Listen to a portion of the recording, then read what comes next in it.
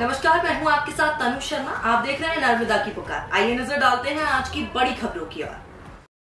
रायसेन के police line में विजयदशमी पर शस्त्र पूजा का हुआ आयोजन। प्रभारी मंत्री एवं स्वास्थ्य राज्य मंत्री सहित विधायक हुए शामिल। रायसेन के सांची मार्ग पर स्थित पुलिस लाइन परिसर में विजयदशमी का शस्त्र पूजा अर्चना की गई।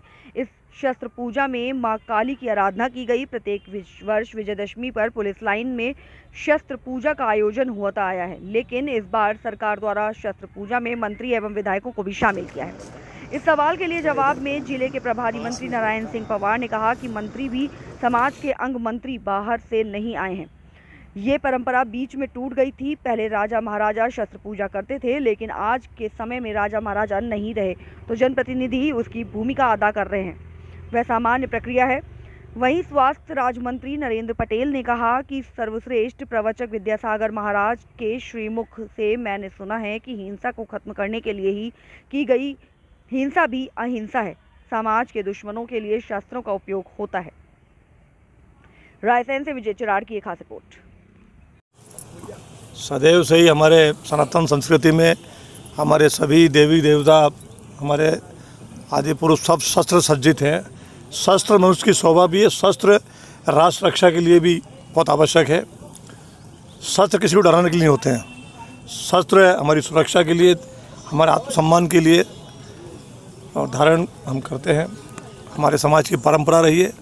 आज विजयादशमी का त्यौहार है। आज के दिन भगवान श्री राम ने लंका विजय की थी और उस समय का आतताई राक्षस या आतंकी इसको कहें, उसका अंत हुआ था। उससे को स्मरण करते हुए आज हम शस्त्र की पूजन देश भर में करते हैं और ये विजयादशमी का त्यौहार मनाते हैं। माँ काली की आराधना करते हैं। काली हमारी शक्ति की देवी है। अभी 9 दिन हमने आराधना की है माँ काली की, माँ दुर्गा की। हमें वो ताकत देती है, ऊर्जा देती है, बुद्धि देती है, बल देती है, ताकि हम समाज की सेवा कर सकें। हर वर्ष पुलिस लाइन में तो शस्त्र पूजा होती आई है, लेकिन इस बार सरकार ने मंत्रियों को शामिल किया है और विधायक। मंत्री भी तो समाज के अंग है ना। मंत्री कहाँ बाहर से आए हैं? सब लोग इसी समाज से आते हैं, यहीं से चुन कर के आते हैं, यही लोग वोट देते हैं, यहीं से नेता बनते हैं। इसलिए ये परंपरा बीच में छूट गई थी। पुराने समय राजा महाराजा सब पूजन करते थे शस्त्रागार की। स्वयं राजा अपने हाथी सवार आते थे। अभी हमारे आप जाइए उधर मैसूर में या बस्तर में, सब जगह, कोटा में, इधर राजस्थान में परंपरा है।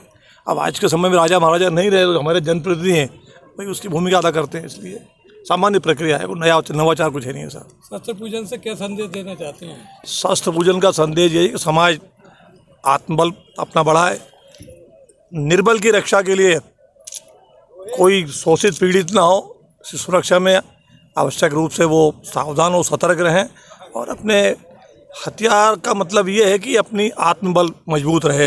हथियार प्रतीक है। हथियार तो केवल आत्मरक्षा का समय प्रयोग होता है। जब आपकी जान पे बनाती है तो हथियार कोई भी व्यक्ति और सामान्य जीव भी, अगर आप उस पर हमला करो तो आपको आक्रमण करेगा प्रतिकार में। तो शस्त्र प्रतीक मात्र है ताकि मनोबल हमारा बढ़े और शक्ति हमें इससे महसूस होती है। सर्वश्रेष्ठ प्रवचक आचार्य श्री विद्यासागर जी महाराज के श्रीमुख से मैंने सुना है, हिंसा को खत्म करने के लिए की गई हिंसा भी अहिंसा है।